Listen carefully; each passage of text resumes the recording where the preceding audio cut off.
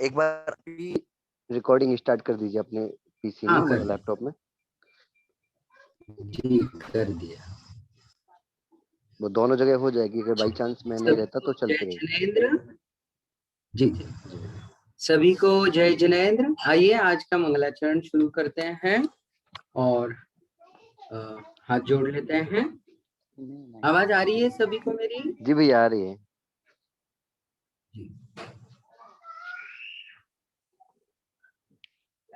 नमो अरिहंताणं नमो सिद्धाणं नमो आयरिहणं नमो उध्यायाणं नमो लोये सुखसानम् श्रीवर्धमानमर्हन्तं नत्वा बालप्रबुद्धये विरच्यते मितस्पष्ट संदर्भ न्याय दीपिका। पंच परमेष्टि भगवान की जय। देवादिदेव खजराट श्री आदिनाथ भगवान की जय। वर्तमान शासन नायक 1008 श्री महावीर भगवान की जय।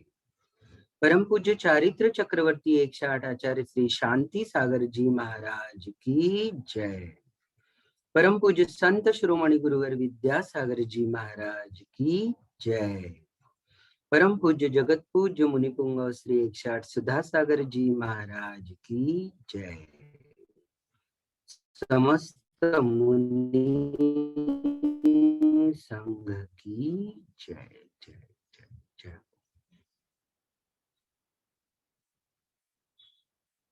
पुनः एक बार सबको सादर जय जिनेंद्र।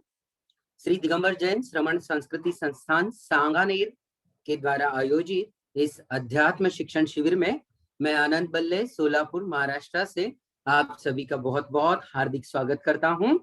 सादर जय जिनेंद्र सबको।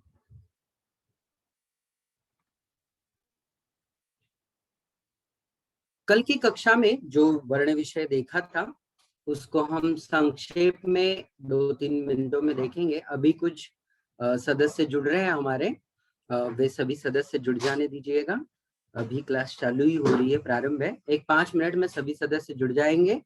तो कल तक जितना भी विषय हमने देखा है उस विषय को हम यहाँ पर देखेंगे, संक्षेप में देखेंगे। बिल्कुल आप भी अपनी अपनी जो भी आपके पास पीडीएफ्स हो या जेरोक्स हो या फिर ग्रंथ हो या फिर आपके पास कोई भी साधन हो, जरूर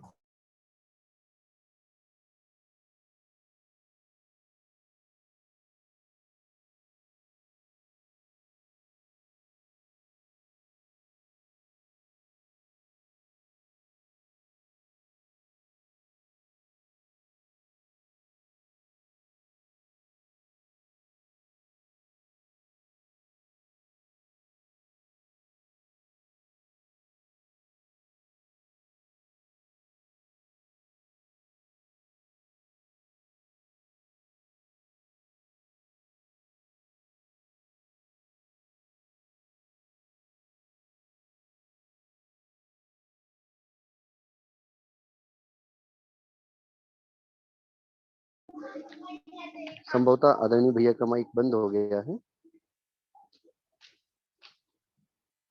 आप सभी को जब तक मैं बता देता हूँ, भैया आते हैं जब तक, आप सभी को मैंने एक अभी न्यायदीप का जी भेज दी थी। भैया आपका माइक बंद है। नहीं, एक कॉल आ गया, इस वजह से ये अपने आप ही कट गया था। अच्छा जी भैया, चलिए मैं फिर से जुड़ रहा हूँ। जी भैया। जी भैया। भैया कल एक आवाज आ रही है भेज मेरी? दी थी जी भैया। जी जी। तो अभी कुछ लोगों का एक कंफ्यूजन था कि आधी पुस्तक आई है। एक बार जरा बता दीजिएगा कि अभी प्रथम वो प्रकरण ही भेजा है।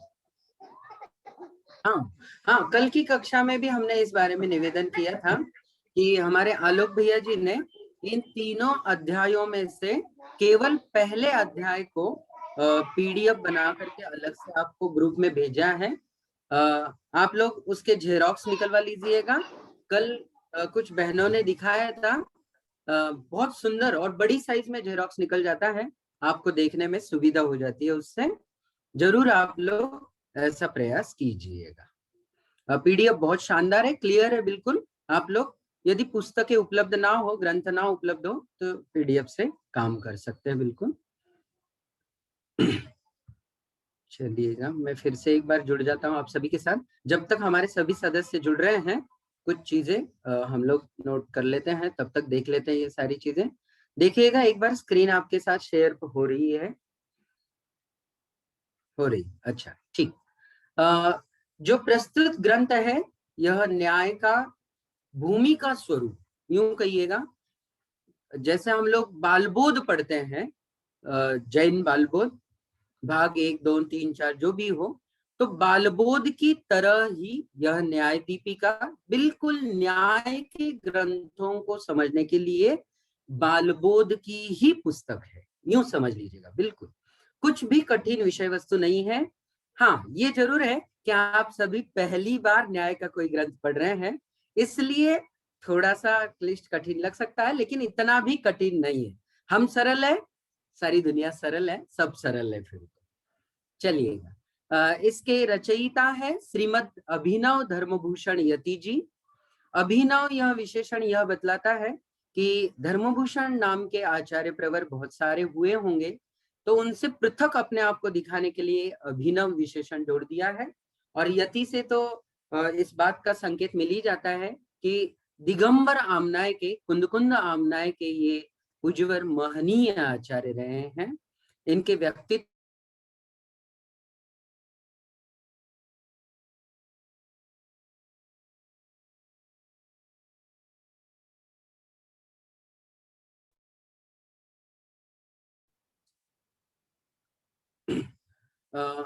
आज की कक्षा में हम इस बात पर चर्चा अभी थोड़ी देर के लिए करेंगे, शुरुआती के 5 मिनटों में, कि जितना विषय हम लोगों ने अब तक देखा हुआ है उसको थोड़ा सा क्या कहते हैं, चार्ट के द्वारा देखेंगे।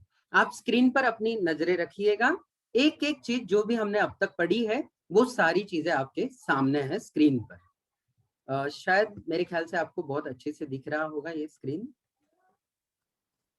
जी भैया। एक ही मिनट, मैं बहुत आगे पीछे हो गया लगता है। हाँ देखिएगा, न्याय दीपिका के अंतर्गत अभी तक जो भी विषय वस्तु आई है उसको संक्षेप में यहाँ प्रस्तुत करने का प्रयास किया है, और सभी लोग देखिएगा, इसको ध्यान से देखिएगा। हमने ये कहा था आपसे कि यह जो ग्रंथ है न्याय दीपिका जी, यह प्रकरण ग्रंथ है। याद है सबको, हमने कहा था प्रकरण ग्रंथ है, याद होगा बिल्कुल। ये एक कोशिश ऐसी की है कि ऊपर आपको ये जो दिख रहा है, आप अपने मोबाइल को झूम मोड पे रखिएगा, चाहे आड़ा रखिएगा मोबाइल, और पूरी तरीके से देखिएगा जहां स्क्रीन पर मैं कर्सर ले रहा हूं। ऊपर हमने ये कोशिश की है कि संक्षेप में आपको उस स्लाइड के बारे में पता चले। त्रिविधा ग्रंथ रचना ऐसा लिखा गया है। ग्रंथों की रचना 3 प्रकार की न्याय के संदर्भ में विशेष रूप से हमें दिखाई देती है।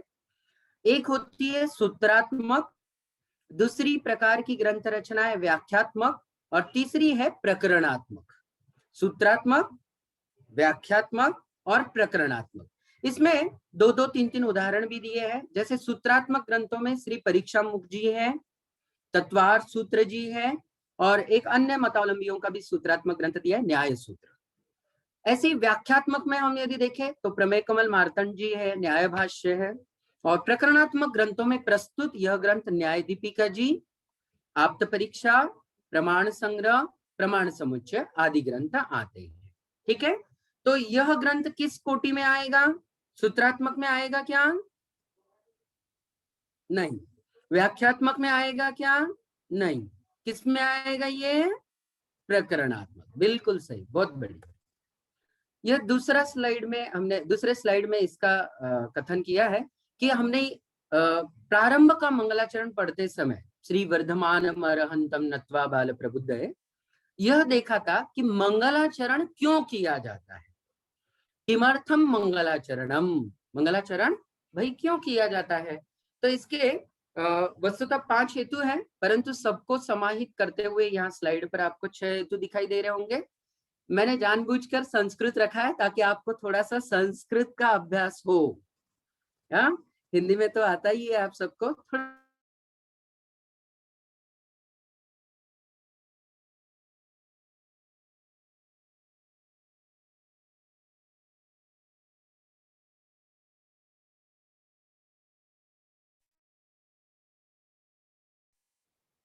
देखिएगा, पहला हेतु है मंगलाचरण करने का, स्वकृतेर निर्विघ्न परिसमाप्त्यर्थम।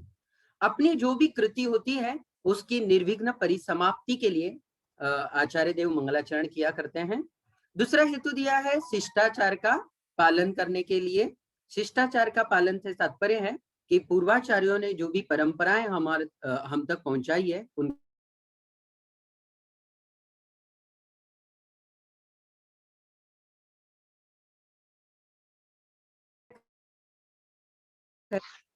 तो ये थोड़ी सा अर्थम शिष्यों को भी इससे कुछ बोध मिल जाए।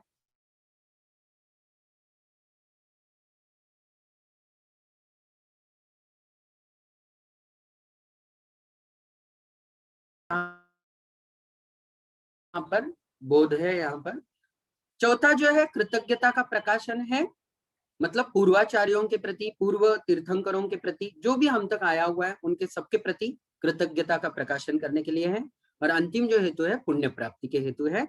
इन सभी कृत्यों से पुण्य का बंध होता है। यह इन मंगलाचरण का प्रयोजन है। मंगलाचरण में श्री शब्द आया हुआ था, देखिएगा स्क्रीन पर। श्री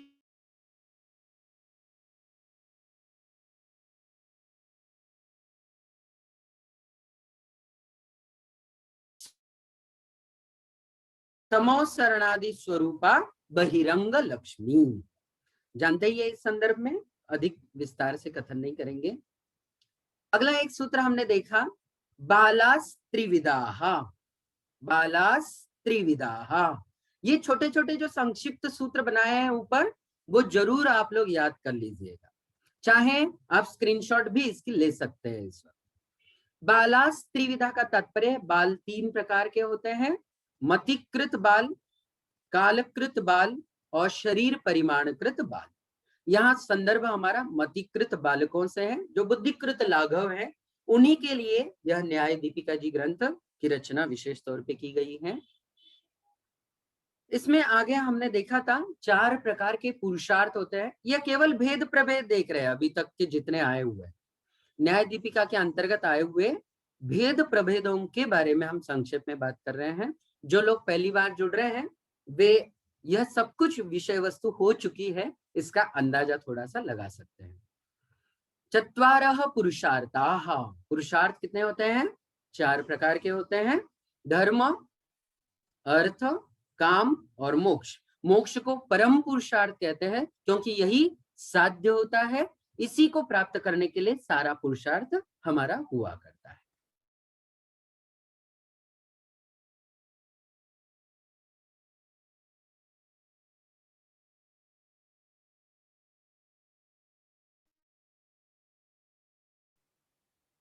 इसके पश्चात यह देखा था हमने, ग्रंथकार कोई भी ग्रंथ जब प्रारंभ करते हैं तो उसकी त्रिविधा प्रकरण प्रवृत्ति है।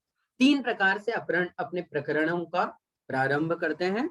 उसमें सबसे पहला है उद्देश्य, लक्षण निर्देश और परीक्षा। इनमें से 2 चीजें अब तक हम लोग देख चुके हैं, उद्देश्य की परिभाषा देख चुके हैं और लक्षण निर्देश की भी परिभाषा देख चुके हैं। उद्देश्य की परिभाषा हमने क्या देखी, कोई बता सकता है इस वक्त?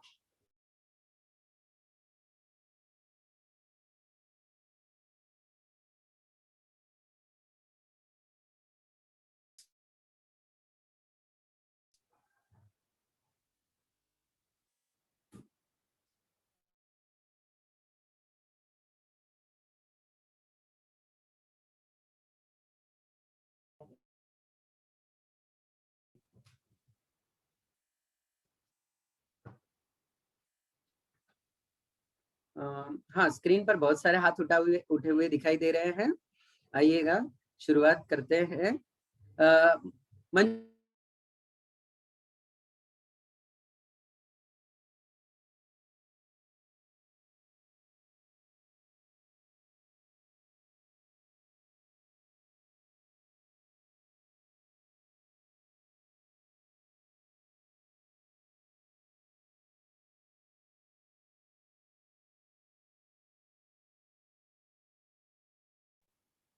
जय जिनेन्द्र भैया जी, उद्देश्य माने उनका नाम मात्र का उल्लेख कर देना। जय जिनेन्द्र भैया जी, भैया जी आवाज आवाज आ रहा है?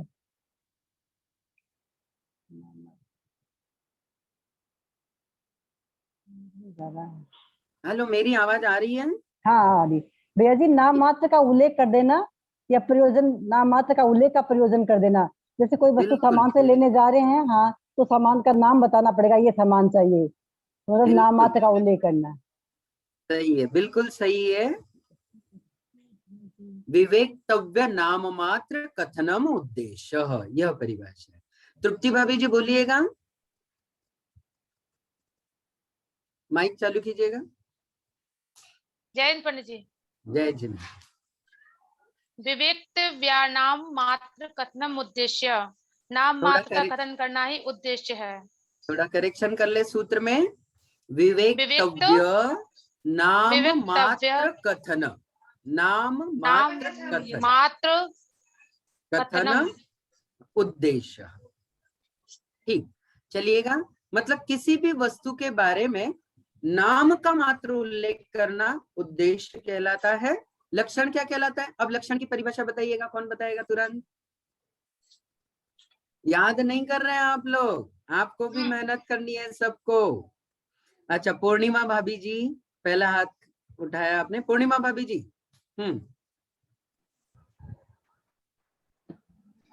व्यतिकरण वस्तु व्यावृत्ति हेतु लक्षणम। व्यतिकीर्ण वस्तु व्यावृत्ति हेतु लक्षणम, बिल्कुल सही है, बहुत बहुत अभिनंदन। एक और हाथ उठा हुआ है नविता जी जैन। नविता जी बोलिएगा। भैया जी, संस्कृत वाला तो दीदी जी ने बता दिया, पर इसका अर्थ ये होता है कि परस्पर में जो वस्तुएं फैली हुई हैं, उसमें से किसी एक वस्तु को उठाना और उसको लक्षण के द्वारा पृथक कर देना। क्या बात है, किसी हेतु के द्वारा पृथक करना लक्षण कहलाता है। बिल्कुल सही नविता जी, बिल्कुल सही जवाब है आपका। चलिएगा, अपने माइक जिनके भी अभी खुले हुए हैं वो म्यूट कर लीजिएगा। लक्षण के बारे में हमने देखा था अभी इस वक्त, और परीक्षा के बारे में अभी बाकी है, वो हम अगली कक्षा में देखेंगे।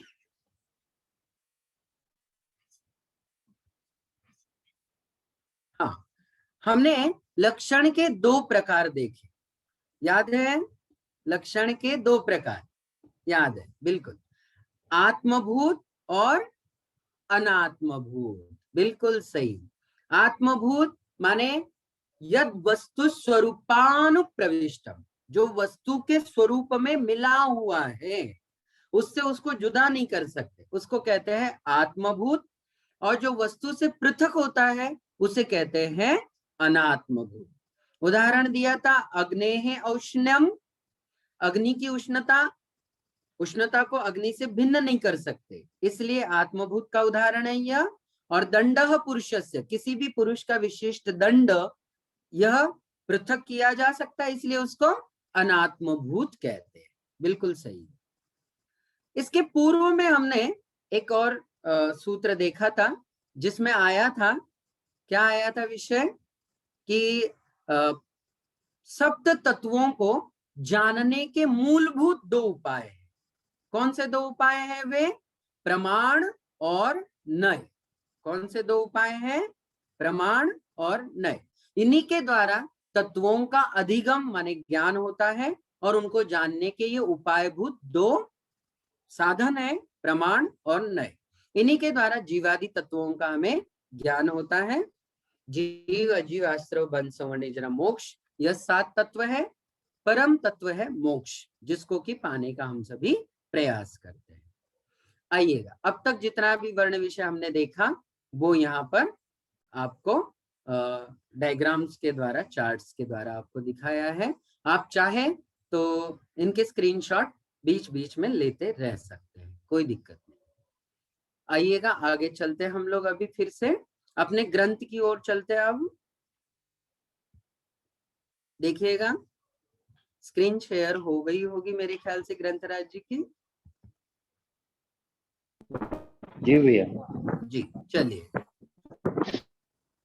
कल जो देखा था उसको संक्षेप में बिल्कुल ग्रंथ के यहाँ पर देख लेते हैं हम लोग। लक्षण की परिभाषा पूर्व में देख चुके थे हम लोग, और जैसे कि यहाँ देखिएगा आप लोग, ये देखिएगा विवेक्तव्य नाम मात्र कथनम उद्देश्य, उद्देश्य की परिभाषा हो गई। इसके बाद व्यतिकीर्ण वस्तु व्यावृत्ति हेतु लक्षणम, या लक्षण की परिभाषा हो गई। जो भी आज नए जुड़ रहे हैं मेंबर्स, उनको यदि पिछला विषय समझना हो तो YouTube के चैनल पर श्रवण संस्कृति क्लास के नाम से हमारा YouTube चैनल बनाया गया है। संस्थान परिवार का यह चैनल है। यहाँ पर आप सारे वीडियोस अब तक के जितनी भी क्लासें हुई है उनके वीडियोस वहां आप देख सकते हैं। ग्रुप में भी हम कोशिश करेंगे कि शेयर करें इनको। तो ये सब कुछ वर्ण विषय पिछले दिनों में हो चुका है, और अभी जो हम देख रहे हैं वो देख रहे हैं, देखिएगा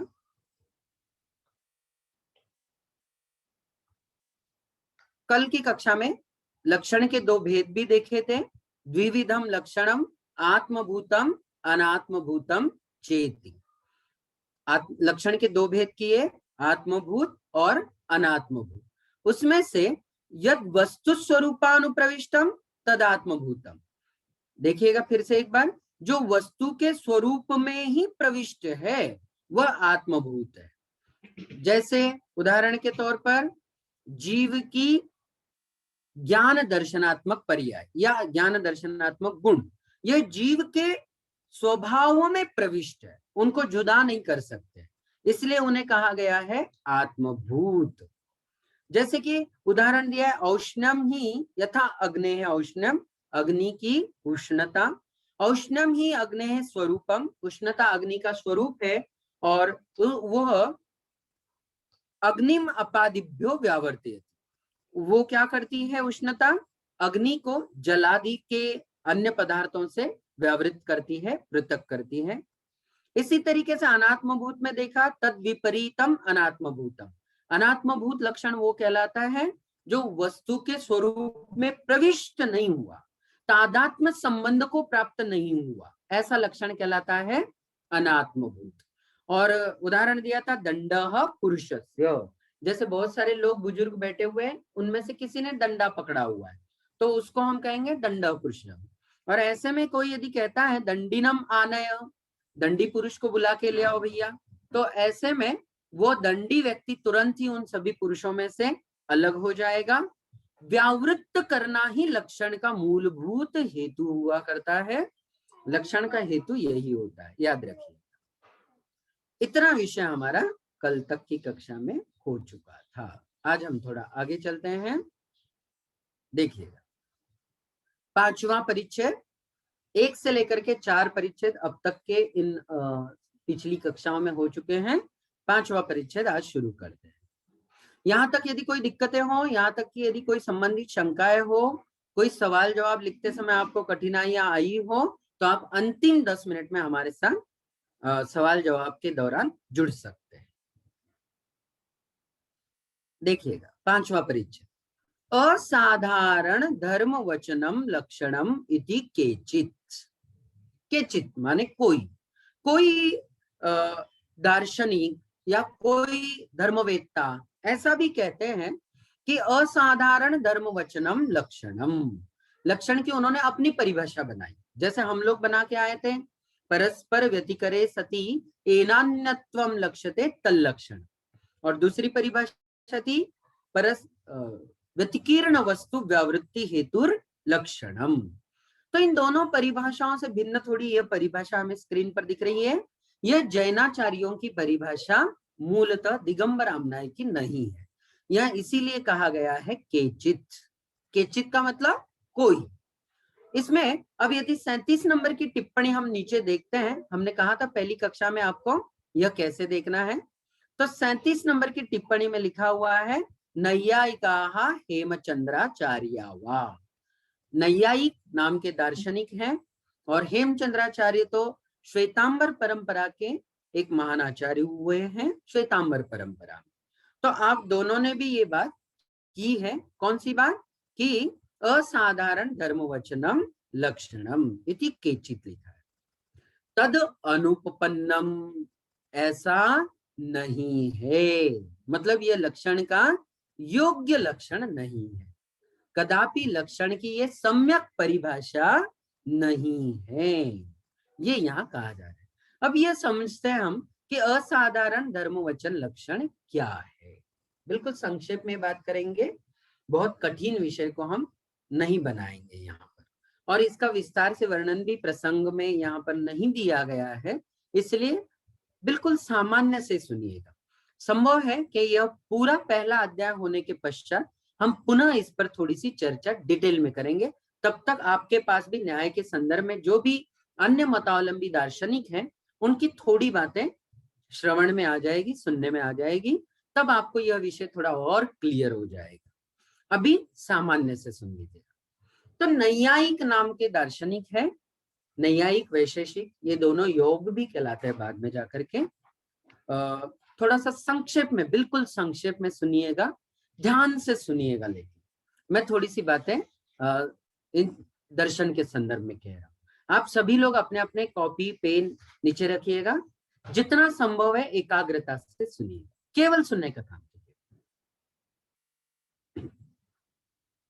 दर्शन की परंपरा में जितने भी तमाम दर्शन हैं उन सभी का वर्गीकरण किया गया है। सबसे पहला वर्गीकरण किया गया, जितने भी दार्शनिक हैं उनमें सबसे पहला वर्गीकरण किया आस्तिक दर्शन और नास्तिक दर्शन। पहला वर्गीकरण किया आस्तिक और नास्तिक। अब कितने दर्शन हैं, तो इसी में हम जवाब देते हैं आपको। आस्तिक दर्शनों में 6 दर्शनों का समावेश भारतीय दर्शनों में किया जाता है और नास्तिक दर्शनों में 3 दर्शनों का अंतर्भाव किया जाता है। अब न्याय की पृष्ठभूमि में हमें अन्य मतावलंबियों के दर्शनों का भी बहुत बार जिक्र आएगा, तो आप ध्यान से सभी लोग सुनिएगा। यह एक बार सुनेंगे तो आपको बहुत आगे तक काम देता रहेगा। तो जितने भी दर्शन है, अभी हम लोग केवल भारतीय दर्शनों की बात कर रहे हैं, पाश्चात्य दर्शनों की बात नहीं कर रहे हैं। पाश्चात्य दर्शनों का हमारा यहाँ कोई संदर्भ अभी नहीं है। पाश्चात्य दर्शन अभी अभी विकसित हुए हैं, बहुत पीछे, बहुत बाद में, जिनका उल्लेख ग्रंथों में आता है, पूर्वाचार्यों ने किया है, वो सभी भारतीय दर्शनों के संदर्भ में विषय वस्तु है। तो हम उन्हीं की बात करेंगे। पहले भारतीय दर्शनों का 2 प्रकार के वर्गीकरण किया, आस्तिक दर्शन और नास्तिक दर्शन। आस्तिक कौन होते हैं उसको लेकर के भी 2-4 जो बातें हैं वो ध्यान से सुनिएगा। पहली बात यह है कि ईश्वर को मानने वाले आस्तिक कहलाते हैं, ईश्वर को ना मानने वाले नास्तिक कहलाते हैं। लेकिन केवल ईश्वर को नहीं, आप कहोगे कि ईश्वर को तो सभी मानते हैं, नहीं, इतना मात्र नहीं, ईश्वर को कर्तृत्व रूप से जो मानते हैं। क्या मतलब? सीधा सा मतलब है कि इस सृष्टि में जो भी गतिविधियां संचालित होती है वो थ्रू द गॉड है ना, वो सब किसके द्वारा संचालित होती है? ईश्वर के द्वारा संचालित होती है। इसको ईश्वर कर्तृत्व कहते हैं। ऐसा जो मानते हैं वे आस्तिक दर्शनों की श्रेणी में रखे जाते हैं, और ऐसा जो नहीं मानते हैं वे नास्तिक कहलाते हैं। और इस परंपरा में, इस वर्गीकरण की परिभाषा में हम जैन दार्शनिक लोग किस में आते हैं पता है आपको? किस दर्शन की कोटि में आएंगे बताइएगा आप ही? आस्तिक में आएंगे कि नास्तिक में? नास्तिक में आते हैं। ये बड़ी गौर की बात, नास्तिक में आते हैं, आस्तिक में नहीं, नास्तिक में, क्योंकि वर्गीकरण इस परिभाषा के आधार पर किया गया। जो वेदों को मानते हैं वे आस्तिक कहलाते हैं दर्शनों की परिभाषा में, जो वेदों को नहीं मानते वे नास्तिक कहलाते हैं। ये दूसरे प्रकार का वर्गीकरण है। अब पुनः मेरा सवाल, अब बताइएगा कि हम जैन दार्शनिक किस में आते हैं? नास्तिक में आते हैं। क्या करें, क्योंकि परिभाषा ही दार्शनिकों ने ऐसी बनाई है दर्शन के वर्गीकरण के समय में। तो ये बातें हैं कुछ, आज हम बहुत डीप में नहीं बात करेंगे, संक्षेप में बात करें। तो नास्तिक दर्शन 3 है, जैन दर्शन, बौद्ध दर्शन और चार्वाक दर्शन। पहली बार सुन रहे होंगे, चार्वाक दर्शन का नाम भी याद रखिएगा। 3 दर्शन है जो नास्तिक कहलाते हैं। पुनः दोहरा देता हूं, जैन दर्शन, बौद्ध दर्शन और चार्वाक दर्शन।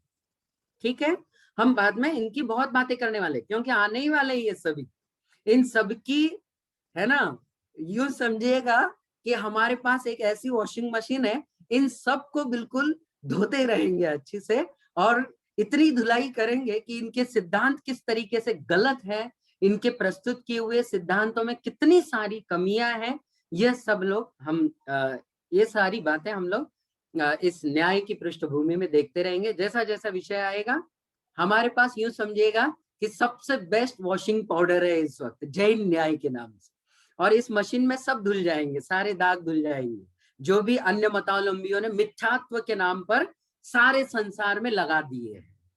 ठीक है, चलिएगा। तो मिथ्यात्व को दूर करने के लिए न्याय बहुत बहुत जबरदस्त साधन है, यह बहुत जरूरी है एक तरीके से।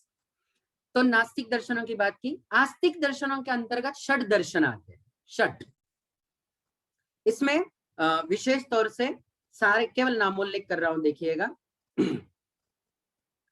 नैयायिक, वैशेषिक, मीमांसक, योग, वेद, वैदिक दर्शनों में भी आते हैं ये लोग इसमें ऐसे। तो इस तरीके से षट दर्शन है, इनके बारे में एक स्लाइड बनाता हूं कल की कक्षा में या आगे की कक्षा में। आपको इन दार्शनिकों का एक स्लाइड से जब बताऊंगा ना, तो सारे नाम आपको स्क्रीन पर एक साथ अच्छे से दिखाई देंगे। षट दर्शन या आस्तिक दर्शन कहलाते हैं, और 3 दर्शन नास्तिक दर्शन कहलाते हैं। तो इसमें नैयायिक, वैशेषिक, यह 2 दर्शन है। उनमें से नैयायिक दार्शनिकों ने यह अभी बात की है, कौन सी? असाधारण धर्म वचनम लक्षणम। ठीक है, कौन सी बात की है? असाधारण धर्म वचनम लक्षणम। देखिएगा स्क्रीन पर फिर से एक बार ध्यान से, यहाँ पे है हम लोग, असाधारण धर्म वचनम लक्षणम इति केचित। केचित में जिनका उल्लेख अभी आया था वे थे नैयायिक, षट दार्शनिकों में से, आस्तिक दर्शनों में से। तो ये थे नैयायिक। इन्होंने लक्षण की परिभाषा बनाई असाधारण। असाधारण का इनके यहाँ क्या तात्पर्य है? तो जो वस्तु से पृथक नहीं होता उसे इन्होंने असाधारण कहा है, जिसको हमने अभी अभी आत्मभूत लक्षण कहा है, जिसको अभी हमने क्या कहा है? आत्मभूत कहा है, उसी को इन्होंने असाधारण धर्म कहा है। ठीक है, इतना ही समझिएगा। अभी हम इसको थोड़ा बाद में इसके बारे में डिटेल चर्चा करें। अभी बहुत ज्यादा डिटेल में जाएंगे तो सारा विषय बहुत क्लिष्ट लगेगा आपको, सामान्य से सुनिएगा। इति केचित तद अनुपपन्नम, हमारे आचार्य भगवान, यह पहले अन्य मतावलंबी का खंडन के रूप में आया हुआ शब्द है। देखिएगा, तद अनुपपन्नम, ऐसा नहीं है, यह अर्थ है इसका। लक्ष्य धर्मी वचनस्य लक्षण धर्म वचनेन सामानाधिकरण्य अभाव प्रसंगात। ऐसा क्यों नहीं है? तो लक्ष्य धर्मी वचन और लक्षण धर्म वचन में समानाधिकरण का अभाव है। क्या मतलब? थोड़ा सा ध्यान से सुनिए, पुनः एक बार ध्यान से सुनिए। यहाँ एक मैं बात आप सबको बतला दूं, बहुत जरूरी है, सभी लोग सुनिएगा। आप लोगों ने कभी शेर देखा है? सिंह या शेर देखा है? देखा है, सबने देखा है, कहीं ना कहीं चित्रों में, कहीं ना कहीं जू में देखा होगा। सिंह कैसा होता है पता है आपको? यदि फ्रंट से हमारी ओर वो मुंह करके खड़ा हो तो हम उसको जब देखते हैं ना, तो ऐसा लगता है उसका चेहरा बहुत बड़ा है, उसके वो बाल वगैरह ऐसे बहुत बड़ा चेहरा है, और उसका पृष्ठभाग जो है ना, पिछला वाला, वो बहुत पतला है, एक तरीके से सर बड़ा है और पीछे उसका बहुत पतला है, मतलब यूं गई है ये चीज। एक तरीके से यदि दूर पर चली जाने वाली पटरी पर हम खड़े हो तो हमारे पास वाली पटरियां थोड़ी बड़ी दिखाई देती है, और बाद में जाकर तो ऐसा लगता है जैसे ये कहीं दूर जाकर के बिल्कुल मिल ही गई हो। लगता है ना? ऐसा होता नहीं है, ऐसा केवल लगता है, ये भास है। तो ठीक ऐसा ही लायन हमको दिखाई देता है। और इसके विपरीत देखिएगा, एक गाय होती है।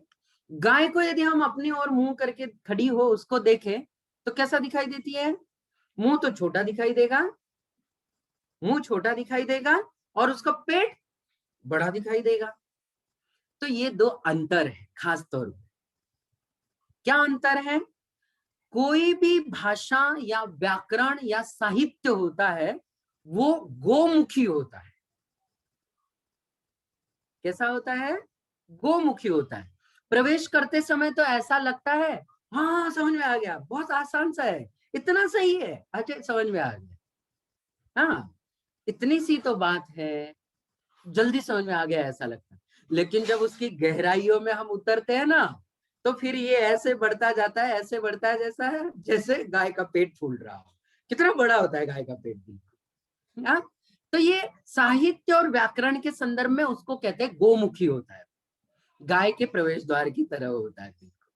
लेकिन आप ध्यान से सुनिएगा जो बात कह रहा हूं, लेकिन न्याय शास्त्र जो होते हैं ना वो व्याघ्रमुखी होते हैं।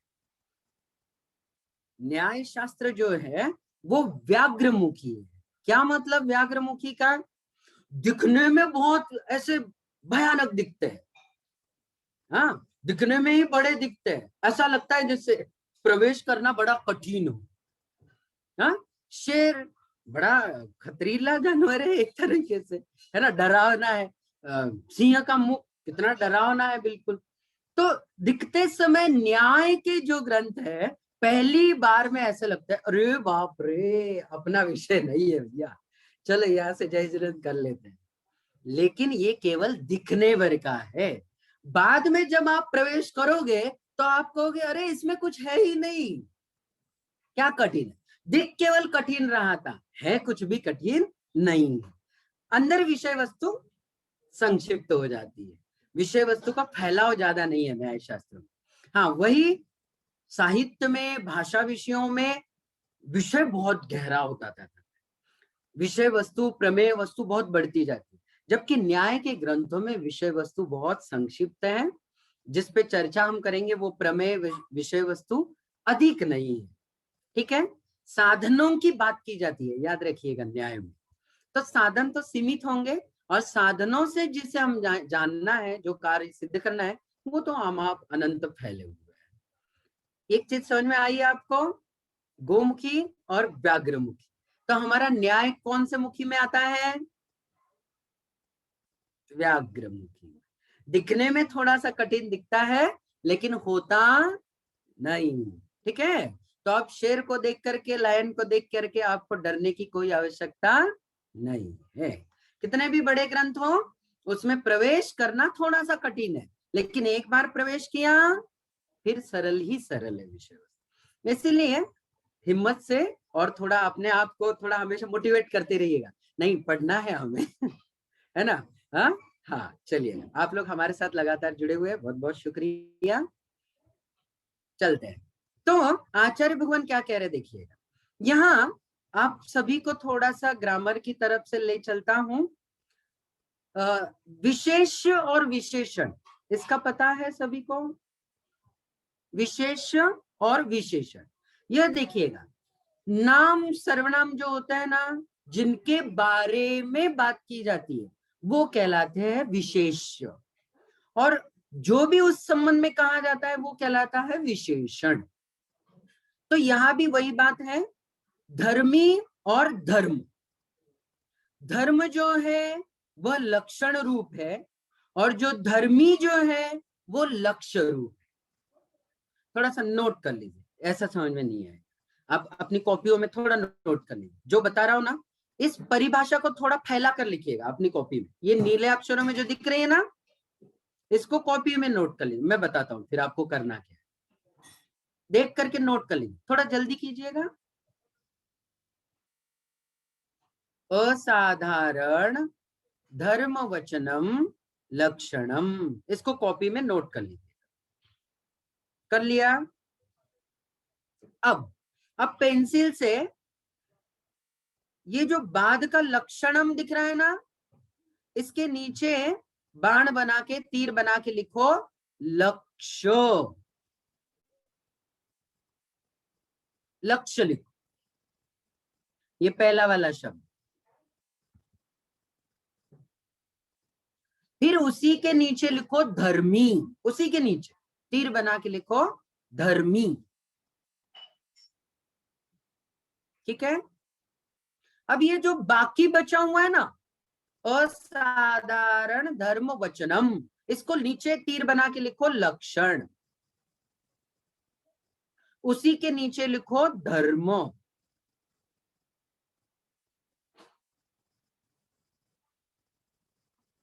नोट किया सबने? मेरी आवाज साफ आ रही है भाभी जी? जी शुक्रिया। तो देखो अब क्या कह रहे हैं, लक्षण को तो लक्ष्य बनाया, थोड़ा सा अंतर समझिएगा, ध्यान से सुनिएगा। लक्षण को हमने लक्ष्य बनाया, क्यों लक्ष्य बनाया? क्योंकि उसका लक्षण बनाना था, लक्षण का लक्षण बनाना है। ध्यान से, बिल्कुल ध्यान से, कोई जटिल चीज नहीं है। जैसे उद्देश्य का लक्षण बनाया, जैसे परीक्षा का भी लक्षण बनाएंगे, उसी तरीके से अभी हम किसका लक्षण बना रहे हैं? लक्षण का लक्षण बना, लक्षण मतलब लक्षण की परिभाषा बना रहे हैं। हाँ ठीक, चलिएगा। अब देखिएगा क्या परिभाषा बनाई, असाधारण धर्म वचनम, यह परिभाषा बनाई। किसकी परिभाषा बनाई? लक्षण की परिभाषा बनाई। इतना विषय ठीक है? ठीक। अब इसको इस नीचे वाली लाइन से समझिएगा, लक्ष्य धर्मी वचनस्य, कौन है लक्ष्य? लक्षण, ये हाँ, यहां जो लक्षण दिया हुआ है, नहीं ये गलत आ गया, तो यह जो लक्षणम लिखा हुआ है ये पहले तो हमारा लक्ष्य है, और उसको धर्मी कहा गया है। क्यों? क्योंकि धर्म जिसमें पाया जाता है उसे धर्मी कहते हैं। हाँ, जैसे ज्ञान जिसमें पाया जाता है उसे क्या कहते हैं? ज्ञानी। धन जिसके पास पाया जाता है उसे कहते हैं धनी, है ना। गुण जिसमें पाए जाते हैं वो कहलाता है गुणी। तो इसी तरीके से धर्म जिसमें पाया जाएगा वो कहलाएगा धर्मी। तो इस लक्षण, इस पद में लक्ष्य बनाया इसको धर्मी बोला। इसके वचनों से, जो वचन लक्षण धर्म वाले हैं, इनमें क्या है? समानाधिकरण का अभाव है। अब ये क्या चीज है समानाधिकरण? इसको समझने के लिए हमें थोड़ी सी मशक्कत करनी पड़ेगी। शब्द सामान्याधिकरण और अर्थ सामान्याधिकरण ऐसे दो प्रकरण हैं। इस संदर्भ में थोड़ा हम बात करें तो आप नीचे देखिएगा, थोड़ी सी बात कर लेते हैं, बहुत ज्यादा गहराई में नहीं, जितना समझ में आता है उतनी ही बात करेंगे। देखिएगा जरा नीचे 39 नंबर की टिप्पणी दी है, यहाँ पर मैं थोड़ा सा बोल्ड कर देता हूं, कुछ थोड़ा भाग समझ में आ जाए तो भी पर्याप्त है हमारे। सभी लोग देखिए, स्क्रीन पर देखिएगा। हाँ, सामानाधिकरण्यम द्विधा। सामानाधिकरण दो प्रकार का होता है, अर्थम शब्दम च, अर्थ समानाधिकरण और शब्द समानाधिकरण। तत्र एकाधिकरण वृत्तित्वम अर्थम यथा रूप रसयोः। एक ही पदार्थ के आधार से, अधिकरण का अर्थ है आधार, अधिकरण का अर्थ क्या है? आधार। तो जिस दो वस्तुओं का आधार एक ही हो उसको कहते हैं अर्थाधिकरण। जैसे रूप और रस का आधार कौन है बताइएगा? रूप भी जिसमें पाया जाए, रस भी जिसमें पाया जाए, गंध भी पाया जाए, वर्ण भी पाया जाए, आधार कौन है उनका? पुद्गल। कोई भी पुद्गल वस्तु, कोई भी दुनिया की कोई भी पौद्गलिक रचना स्पर्श, रस, गंध और वर्ण का आधार कहलाएगा। ठीक है। तो ये जहां रूप कहेंगे वहां रस होगा ही होगा, जहां गंध कहेंगे वहां वर्ण होगा ही होगा। क्यों? क्योंकि उनका अधिकरण जो है ना, आधार, बेस जो है वो एक ही है।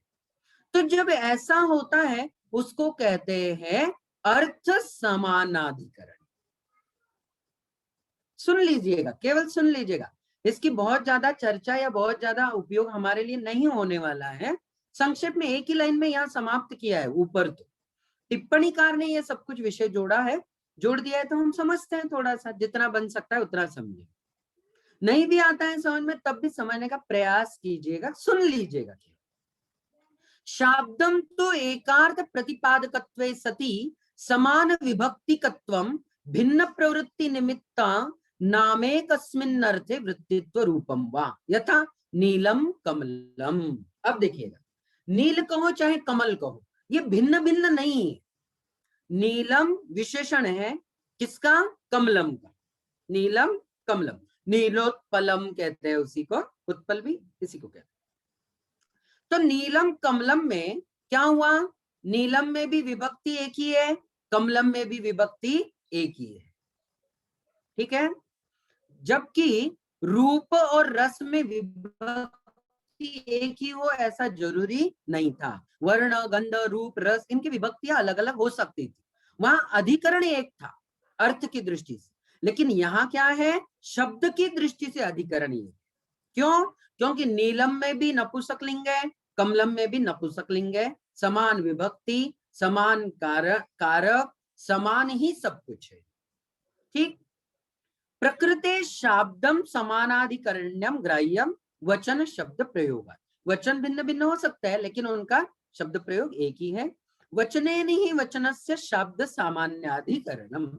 दो, जब वचन का वचन के साथ, शब्दों के साथ जब अधिकरण समान होता है तो उसको शब्द सामान्याधिकरण कहते हैं। और वही बात असाधारण धर्म वचन के लक्षण में असंभवी नहीं पाया जाता है। अब ये जो चीज है ना, केवल एक बार मैं संक्षेप में बिना भूमिका के, मतलब यहाँ बिना टीका टिप्पणी के सुना रहा हूं, संक्षेप में सुनिएगा।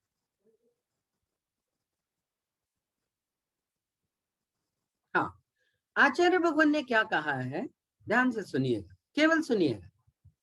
कोई भी अन्य मतावलंबियों के जो भी लक्षण होते हैं उनकी परीक्षा की जाती है। हाँ, उनकी परीक्षा की जाती है।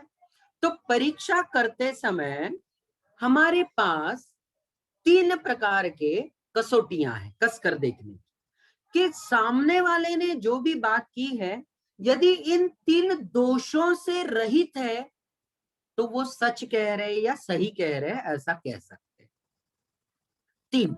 3 चीजें नहीं होना चाहिए। कौन सी 3 चीजें हैं? आएगा विषय, ये कल की ही कक्षा में आएगा, ध्यान से केवल सुनिएगा आज, उससे भूमिका बन जाएगी। अव्याप्ति, अतिव्याप्ति और असंभवी। कौन से 3 नाम लिए हमने? अव्याप्ति, अतिव्याप्ति और असंभवी। ये 3 दोष होते हैं। किसी भी लक्षण में यदि ये आते हैं तो वो लक्षण गलत लक्षण कहलाता है। अब देखना, आप मैं आपको होमवर्क देने वाला हूं जबरदस्त। हाँ, ध्यान से सुनिएगा। आप कोई भी परिभाषा, कहीं की भी परिभाषा को, वो सही है या गलत है, जो परिभाषा बनाई है वह सही है या गलत है, इसको देखते हैं इन 3 दोषों से। कौन से 3 दोषों से? अव्याप्ति, अतिव्याप्ति, असंभवी।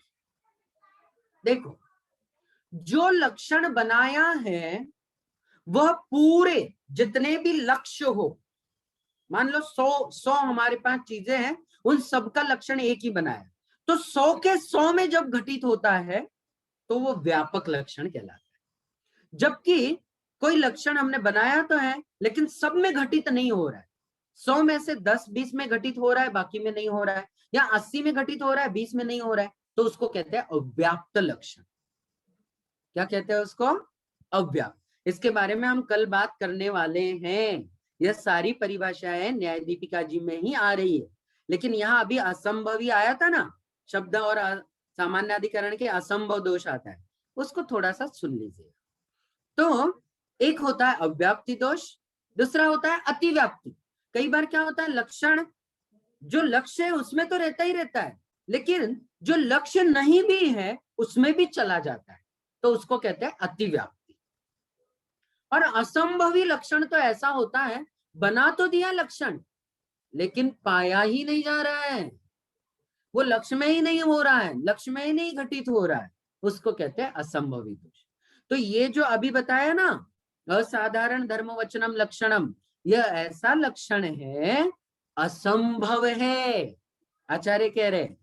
तो केवल असंभव ही है ऐसा नहीं, हमारे आचार्य कहते हैं कि भैया ये लक्षण ठीक कर लो, इसमें तीनों दोष आ रहे, अव्याप्ति भी आ रही है, अतिव्याप्ति भी आ रही है और असंभवी, तीनों दोष जब आ रहे हैं तो कैसा लक्षण बनाया आपने, ये है ना। तो इस तरीके से दूषण यहाँ पर किनको दिया है, नैयायिक और हेमचंद्राचार्य जी को ये दूषण दे रहे हैं।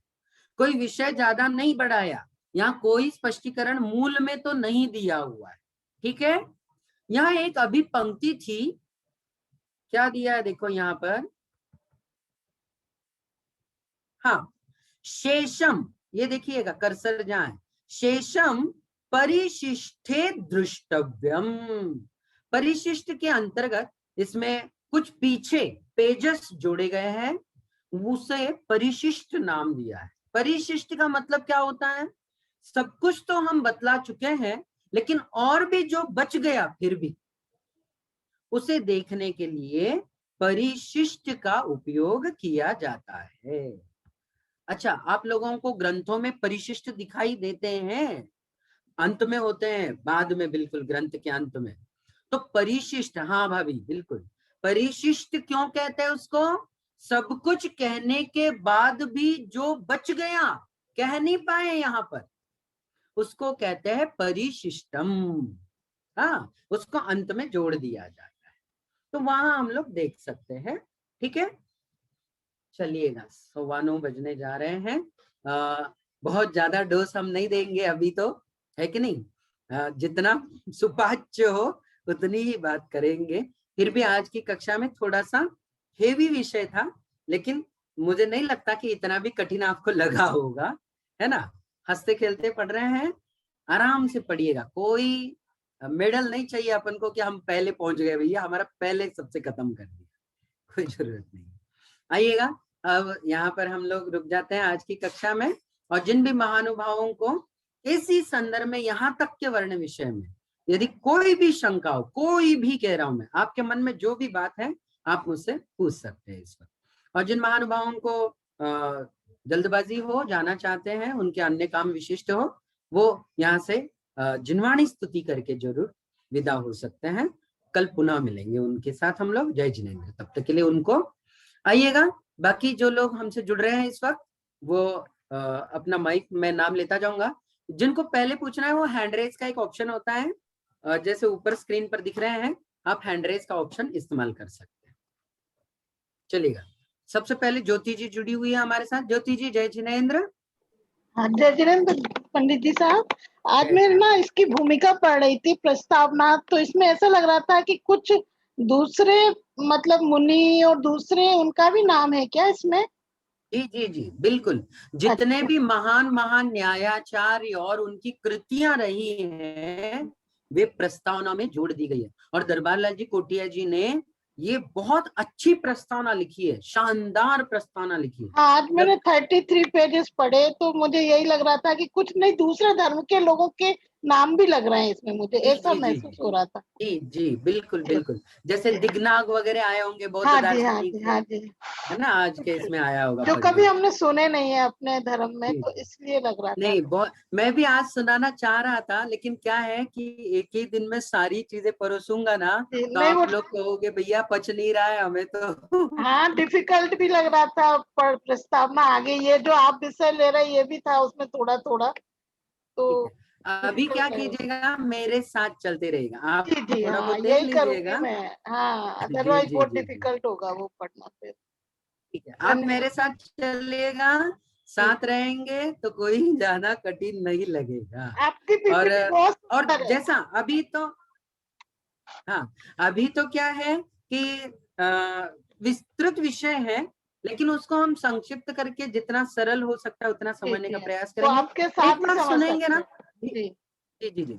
और जब आप ये सब कुछ पढ़ने के बाद पुनः एक बार जब आप ग्रंथ को पूरा पढ़ोगे, प्रस्तावना को आद्योपांत, जी पहले जी पेज से अंत तक, तब आप कहोगे क्या क्या जानदार प्रस्तावना लिखी है। जी तब आपको पूरा समझ में वर्ण विषय आए, क्योंकि जी। तब तक ये न्याय दीपिका का पढ़ते समय तो अन्य दार्शनिक, उनके महान आचार्य, उनकी कृतियां, इनका थोड़ा थोड़ा थोड़ा परिचय जहां जहां मुझे मिलेगा मैं जरूर आपको परिचय बतलाने का प्रयास करूंगा। जी। जैसे आज हमने बात की थी नास्तिक दर्शनों की, कल की कक्षा में यदि आस्तिक दर्शन जो षड दर्शन थे उनको एक ही स्लाइड में मैं ले आऊंगा और आपको बतलाऊंगा कि ये भी दर्शन भारतीय दर्शनों की परंपरा में रहे हैं और जिनका वर्णन हम खंडन के साथ इन ग्रंथों में देखने वाले हैं।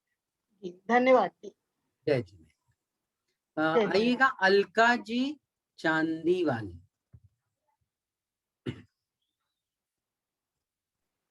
जय जिनेन्द्र भैया जी। हाँ जी, जय जिनेन्द्र। भैया जी, मैंने व्याघ्रमुखी और गौमुखी तो घर वगैरह लेते हैं, उस समय सुना था ऐसा कभी कि व्याघ्रमुखी घर होता है, गौमुखी होता है। शास्त्र के बारे में आज पहली बार ही सुना कि व्याघ्रमुखी और गौमुखी भी होते हैं। अच्छा अच्छा अच्छा। तो इसके ये हाँ बात हमें हमारे श्रद्धेय डॉक्टर साहब, जिनसे हमने किस्सा सुनाया था आपको, बनारस जाकर के पढ़े थे, तो डॉक्टर उदय चंद जी जैन साहब ने हमें ये सुनाया था पहली कक्षा में कि आप न्याय पहली बार पढ़ रहे हो अनंत भैया, बहुत कठिन लगेगा, लेकिन ये बात मेरे अंत तक याद रखना आप कि न्याय के ग्रंथ व्याघ्रमुखी है। पहले दिखने में हवा लगेंगे, बहुत कठिन, बहुत मतलब दुर्बोध लगेंगे, लेकिन एक बार प्रवेश कर जाओगे ना तो आपको लगेगा अरे इसमें कुछ है ही नहीं। हाँ भैया तो जी, मुझे कठिन तो लग रहा है पर मजा आ रहा है, पढ़ने में बहुत अच्छा लग रहा है। चलो बढ़िया बढ़िया, आ बहुत रहा अच्छा। है, हाँ, जुड़े पढ़ने में अच्छा। रहिएगा, हिम्मत रखिएगा। और हाँ ये भैया। बस डरावना सा शुरुआत में लगेगा। हाँ और हाँ मुझे आज गुरुवर की याद शब्द आ रहे, वो प्रोफेसर हाँ उदय चंद जी साहब ने कहे थे कि डरना नहीं है, ये लगेगे जरूर व्याघ्रमुखी, लेकिन हाँ। डरना बिल्कुल भी नहीं। नहीं भैया, आप बहुत अच्छा समझा रहे हैं भैया। धन्यवाद धन्यवाद। जय जिनेन्द्र। आपका क्षयक्षम विशेष है, इतनी भी बातें समझ में आ रही है तो इसमें आपकी महती है, हाँ, क्षयक्षम की भूमिका है, इसमें मेरा अपना कुछ भी नहीं। समझ में तो आता है पर संस्कृत में बोल नहीं पाते हैं, पर समझ में तो आ हाँ हाँ, जाता कोई बात है। नहीं कोई बात नहीं, संस्कृत से तो आप डरिएगा ही मत, बिल्कुल, हाँ नहीं नहीं, है ना। जय जिनेन्द्र बेटे। संस्कृत तो क्या है, माध्यम है, केवल मीडिया है हमारे पास का, अभिव्यक्ति का एक साधन केवल है संस्कृत। हाँ हमें अभिव्यक्ति से तात्पर्य नहीं है, हमें वर्ण विषय से तात्पर्य है, उससे ही प्रयोजन है, हम जुड़ते जाए। और कोई बड़ी हवा वाली बात नहीं, संस्कृत के नाम से क्या है, डराया धमकाया ज्यादा गया है, जबकि मैं तो समझता हूँ संस्कृत हिंदी मराठी बोली भाषाओं की तरह भाषा थी कभी किसी जमाने में, और नहीं, समझ देवनागरी में की तो आ लिपि, जाती। बिल्कुल बिल्कुल बिल्कुल। हाँ और हाँ मैंने भी प्रयास अभी ये किया था कि जैसे शुरुआती दौर में आपको चार्ट्स के जो स्लाइड्स दिखाए ना, ऊपर आपने हाँ देखा होगा बिल्कुल सरल छोटे छोटे सूत्र बनाए हैं कि हाँ ये 2 प्रकार के, ये 3 प्रकार के, ये 4 प्रकार के, ये 5 प्रकार के हैं। हाँ तो हाँ कल तक शायद मेरा काम थोड़ा सा अभी बाकी था, मैंने ये सोचा था कि त्रिदोष तक का विषय आ जाए, तो एक छोटा सा पीडीएफ बनाऊंगा मैं आपको और शेयर करूंगा ग्रुप पर। हाँ, तो हाँ, आप ठीक। डरिएगा मत, समझ में आता हाँ जाएगा। हाँ, ठीक है। जय जिनेन्द्र। जय जिनेन्द्र। संजय जी भाई साहब, जय जिनेन्द्र।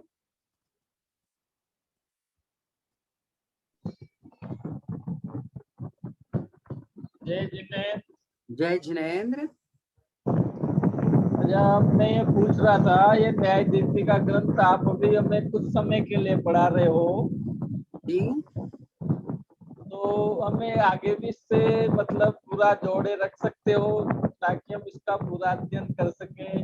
आप बहुत अच्छा पढ़ा रहे हो, बिल्कुल ऐसे लग रहा है जैसे श्रुत केवली के वचन सुन रहे हो।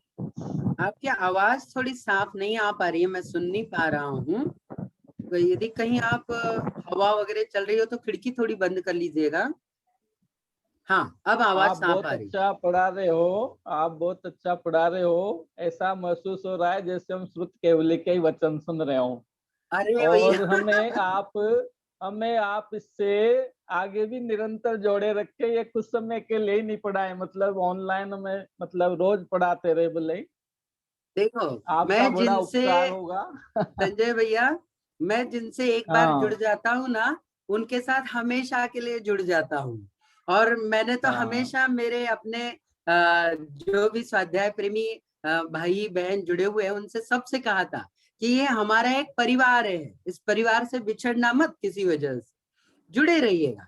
और हमने तो पिछली क्लास में ये भी कहा था कि क्लास होने के बाद मान लो हमारा आपका संपर्क नहीं हो तो कभी ऐसे ही फोन कर लेना, अनंत भैया आज याद आ सही रही थी बात। आपकी। तो जुड़े सही रहिएगा, बात। जुड़ने में क्या है, अच्छी बात है। हाँ हाँ हाँ। चलिए जुड़ेंगे और ये ठीक। पूरा ग्रंथ करेंगे हम। अभी तो शिविर की हाँ बात हाँ। चल रही है, इसलिए शिविर तक मर्यादित रहेंगे, लेकिन यह ग्रंथ इससे पूरा हम जरूर करेंगे, जरूर करेंगे। इससे ठीक है? क्या है, हमें नई नई चीजें सीखने को मिल रही है। मतलब आप उसमें जो दृष्टांत लेते हो बहुत छोटे छोटे और बहुत डीपली ले रहे हो, तो वहां तक हम पहुंच नहीं पाते। चलिए, नहीं विषय वस्तु नई है और अच्छी है बहुत। हाँ। न्याय का प्रचार प्रसार हो रहा है और श्रवण संस्कृति संस्थान ने ये बीड़ा उठाया है। पूज्य गुरुदेव ने आशीर्वाद दिया है, तो पूज्य गुरुदेव का आशीर्वाद जहाँ मिल जाता है वहाँ कठिन कुछ नहीं होता। और इतने सारे लोग पढ़ रहे हैं, ये भी तो गुरुवर का चमत्कार है, कहना चाहिए। न्याय जैसा विषय 100 लोग मिल जाए, ये बहुत बड़ी उपलब्धि है हमारे श्रवण संस्कृति संस्थान में। ये ऐतिहासिक उपलब्धि है, मान लीजिएगा। ये मैं नहीं कह रहा हूँ, ये सभी लोग कह रहे हैं इस वक्त, जो भी देख रहे हैं इन सभी चीजों को। चलिएगा, बहुत बहुत संजय भैया शुक्रिया, हम जुड़े रहेंगे, आप भी ठीक है। हमारे साथ। जय जय जिनेंद्र। जय जिनेंद्र। श्रीमती सुधा जी जैन जुड़ी हुई है हमारे साथ। सुधा जी, जय जिनेंद्र।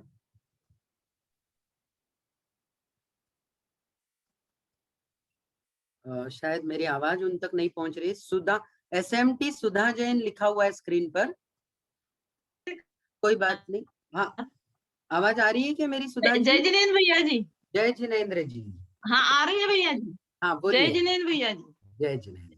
बहुत अच्छा लग रहा है आपसे पढ़ के, पहली बार पढ़ रहे हैं, बहुत ही अच्छा लग रहा है, पर अभी विषय एकदम क्लियर नहीं हो पा रहा है, थोड़ा थोड़ा। ठीक है, ठीक है। पहली बार की दृष्टि से आप यदि ये मान लीजिएगा कि 100 में से आपको, मैं कहता हूँ 10, 20, 30% भी यदि समझ में आ रहा है, तो भी इतनी बहुत बड़ी उपलब्धि है, यूं मान लीजिएगा इसको। भैया जी बहुत ही अच्छा लग रहा है। हम तो दिन भर व्यस्त रहते हैं, सर्विस करते हैं, रात में थोड़ी थोड़ी नींद भी आने लगती कभी कभी, विषय क्लिष्ट लगता है जब। बाकी बहुत ही अच्छा लग रहा है आपसे पढ़ के, चलिए, बहुत अच्छा लग रहा है। बहुत अच्छा, शुक्रिया। जुड़े रहिएगा और पढ़ते रहिएगा। यदि कोई दिक्कत आती है तो कभी भी पूछिए। ठीक है, हमारे पास किताब भी है इसकी। बहुत बढ़िया, बहुत बढ़िया। फिर पढ़ते रहिएगा, थोड़ा सा कठिन कुछ भी नहीं है। डॉक्टर अरविंद जी साहब जुड़े हुए हैं हमारे साथ। अच्छा, मेरा एक निवेदन है सबसे कि मेरी तारीफ बिल्कुल मत कीजिएगा, प्लीज करके कह रहा हूँ, निवेदन कर रहा हूँ। और आप इस ग्रंथ से जुड़ी हुई जो चीजें आपको समझ में नहीं आई उतना ही पूछिएगा, प्लीज प्लीज। मेरी रिक्वेस्ट है आप सबसे, मेरी तारीफ की ओर मत जाइएगा। मैं बहुत छोटा हूँ, छोटा रहने दीजिएगा। अरविंद कुमार जी जुड़े हुए हमारे साथ। जय जिनेंद्र अरविंद कुमार जी। हाँ भैया जी, मैं जयपुर से बोल रहा हूँ और मैंने आपकी कल्याण मंदिर स्तोत्र का स्वाध्याय मैंने किया था, जो आपने पढ़ाया था विगत पिछले क्लासेस में, तो काफी अच्छा लगा और उससे काफी चीजें जानकारी भी हुई है। दूसरा ये जो मैं एक्चुअली गुरु जी के सुधा सागर माझी का मैं शिवरार्थी भी हूँ, करीब 11-12 शिविर मैं कर चुका हूँ लगभग। ओहो, क्या बात है। और दूसरा गुरुजी बोलते थे कि न्याय न्याय पढ़ना चाहिए, न्याय पढ़ना चाहिए, तो कभी ऐसा मेरे को सहयोग नहीं मिला है। तो ये पहली बार मेरे को समर सत्य संस्थान से मेरे को स्वाध्याय करने का मौका मिला है, वो भी न्याय शास्त्र का। इसके लिए हम समर सत्य संस्थान के और आपके बहुत बहुत आभारी हैं, कृतज्ञ हैं। धन्यवाद धन्यवाद। थोड़ा सा क्लिष्ट लग रहा है, लेकिन समझने की पूरी मैं कोशिश कर रहा हूँ। थोड़ा शुरुआत है, प्रारंभिक है, इसको 2-3 बार मैं रिवाइज करूंगा। और आप सबसे मेरा निवेदन है कि इसको एक बार सुनकर के आप लोग मत बैठिएगा। YouTube पर ये सारे वीडियो अपडेट हो रहे हैं, 4 दिनों के तो अब तक अपडेट हो चुके हैं। आप पहले से पुनः सुनिएगा, बार बार देखिएगा। हो सकता है कभी कभी वीडियो थोड़े लेंदी हो गए हो, खींच गए हो बहुत ज्यादा, उस समय पता नहीं आप YouTube पर लाइव देखते समय कैसा लगता है। लाइव क्लास पढ़ना अलग होता है और बाद में देखना एक अलग होता है, लग सकता है ऐसा, लेकिन फिर भी वो विदाउट एडिटेबल है, मतलब कोई एडिटिंग नहीं की है, जस की तस वहां क्लास रखी गई है। जरूर 2-3 बार देखिएगा, सुनिएगा, समझने का प्रयास कीजिएगा, समझ में जरूर आएगा सर। अरे मेरे पास शास्त्र PDF फाइल में जो आपने हमको ग्रुप में भेजा था, जी। तो उसका प्रिंट आउट निकलवा लें क्या, या कैसे करें? मेरे पास हाँ, शास्त्र कि आप जो बिल्कुल। ऑन द स्पीड पढ़ाते हैं उसी से मैं पढ़ता हूँ अभी। बिल्कुल बिल्कुल, मैंने ये कहा है कि कल आलोक भैया जी ने हमारे जो कि शिविर का सफलतम संचालन कर रहे हैं, निर्देशन उन्हीं का है सारा मिला हुआ इस वक्त। तो आलोक जी ने कल एक बहुत अच्छा प्रयास किया था कि प्रथम प्रकाश जो है, इसका प्रथम अध्याय जो है, उसी की PDF एक 42 पेज की ग्रुप में शेयर की है। आप सभी लोग उसकी प्रिंट निकलवाइएगा। आपके सबके पास एक पुस्तक भी हो जाएगी सामने, और आपको वो पढ़ने में भी सहूलियत हो जाएगी। मेरा निवेदन है, जरूर प्रिंट निकलवाइएगा। जय जिनेंद्र। जय जिनेंद्र। ज्ञानचंद जी साहब जुड़े हुए हैं। ज्ञानचंद जी साहब, जय जिनेंद्र। नहीं हो इस वक्त शायद, ठीक है कोई बात नहीं है। दूसरे चलते हैं हम लोग। सुलेखा जी जैन जुड़ी हुई है, भाभी जी। सुलेखा भाभी जी, जय जिनेंद्र। जय जिनेंद्र भैया जी। हाँ जी, जय जिनेंद्र। आपसे पढ़ के बहुत अच्छा लग रहा है। दरबारी लाल जी कोठिया जी को हमने देखा था, उनके पास रहे भी बहुत महावीर जी में, लेकिन ये नहीं पता था कि उनका ग्रंथ उनके जाने के बाद हम इतनी मन से पढ़ेंगे। आप बहुत अच्छी तरह पढ़ा रहे हो, ऐसा लगता है जैसे कि वही पढ़ा रहे हैं आप। अरे हम बहुत छोटे हैं, हमें इतना नहीं आता है, ये पक्का मान के चलिए। बिल्कुल, हम मुझे ऐसा ही लगता है जैसे कि ये कोठिया जी के सामने ही बैठे हैं। बहुत बहुत धन्यवाद। जय जी। उषा जी हमारे साथ जुड़ी हुई है। उषा जी, जय जिनेंद्र। माइक चालू कीजिए। हाँ, हो गया, चालू हो गया। जय जिनेंद्र भैया जी। जय जिनेंद्र। मैं ये कह रही थी कि है ना, मेरे पास किताब नहीं है भैया जी, तो PDF भेजी थी आलोक भैया जी ने। हाँ जी, तो उसकी प्रिंट निकलवाइएगा। उसमें ना प्रस्तावना नहीं है। हाँ, प्रस्तावना ना ही रहने दो, कोई दिक्कत नहीं है, और आपको अभी जरूरत नहीं है। मैं 1, 2, 3, 4 दिनों में ना प्रस्तावना की इतनी आवश्यकता नहीं है। आप लोग अभी ये बात समझिएगा, क्योंकि उसमें बहुत डिटेल्स दिए हुए हैं। वो सारे पढ़ोगे तो आप विभुज जाओगे। इस वक्त मत पढ़िएगा अभी। हाँ, एक बार ये ग्रंथ पूरा हो जाए ना, तब प्रस्तावना फिर पढ़िएगा। आपको सारे विषय क्लियर हो जाएंगे, सारे विषय समझ में आएंगे। लेकिन अभी मत पढ़िएगा। अभी जितना चल रहा है उतना ही आप 2, 3, 5 बार पढ़िएगा, 10 बार पढ़िएगा। उतनी विषय वस्तु समझ में आ रही हो तो भी मैं समझता हूँ बहुत बड़ी उपलब्धि है शिविर की। हाँ, मैं पहली बार पढ़ रही हूँ तो मैं बहुत कम समझ में आ रहा है, लेकिन आ रहा है ना। कोई बात। अच्छा, मैं आप सबको बता दूं कि ऑनलाइन न्याय दीपिका पढ़ाने का मेरा भी पहला ही अवसर है। तो ऐसा कोई बात नहीं है कि आप पहली बार पढ़ रहे हैं, ऐसा मत समझिएगा। मैं भी पहली बार पढ़ा रहा हूँ। जैसा आप ऑनलाइन पढ़ रहे हैं, मैं वैसा ऑनलाइन पहली बार पढ़ा रहा हूँ। तो हमारा और आपका एक ही जैसा पहला अनुभव है, तो इसमें कोई बात नहीं है, पढ़ते रहेंगे। चलिए, शुक्रिया, बहुत बहुत शुक्रिया। जय जिनेंद्र। तृप्ति दीदी जी।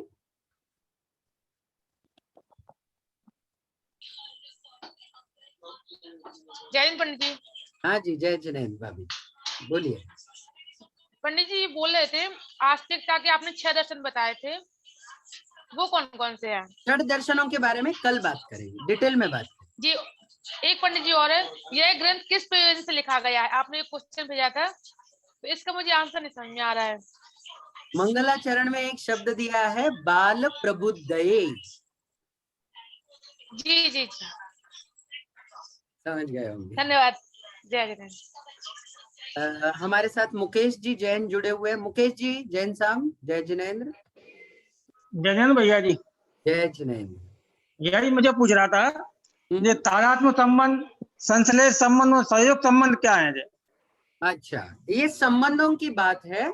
अलग अलग तरीके के संबंध होते हैं, जैसे शरीर और आत्मा का संबंध, इन कपड़ों का और शरीर के साथ संबंध, और आत्मा के ज्ञान और दर्शन का आत्मा के साथ संबंध। ये तीनों संबंधों में फर्क है ना।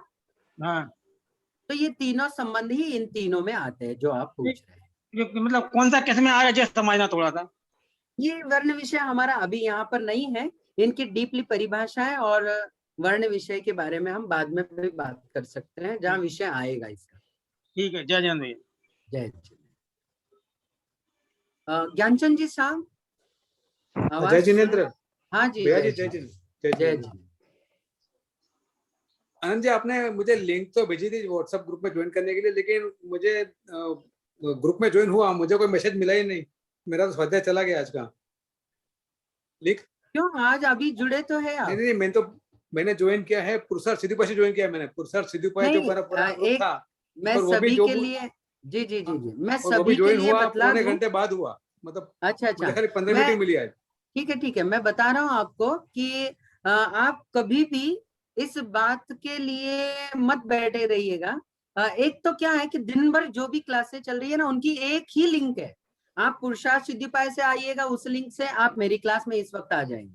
आप समाधि तंत्र से आइएगा, मेरी क्लास में जुड़ जाएंगे। आप किसी भी समझ जी की क्लास की जो लिंक है, कोई भी जो लिंक है आपके पास, और ये लिंक रोज नहीं बदलने वाली। आप यूं मान के चलिएगा कि एक ही लिंक रहेगी और रोज नहीं शेयर करने की क्या आवश्यकता है, क्योंकि ग्रुप पे केवल लिंक ही लिंक शेयर हो रही है रोज। हाँ, लेकिन न्याय दीपिका में आपने मुझे ज्वाइन किया, लेकिन उसमें कोई लिंक ही नहीं है। शायद हो सकता है आज लिंक किसी ने नहीं भेजी हो ग्रुप में, लेकिन लिंक एक ही है लगातार जो जुड़ी हुई है। पुरसर सिद्धूपाई की लिंक तो मुझे बहुत मुश्किल से मिली। मैंने पुराने फोल्डर से निकाल के मैं ज्वाइन किया, मेरा उसमें आधा पौना घंटा उसमें ऐसे ही चला गया।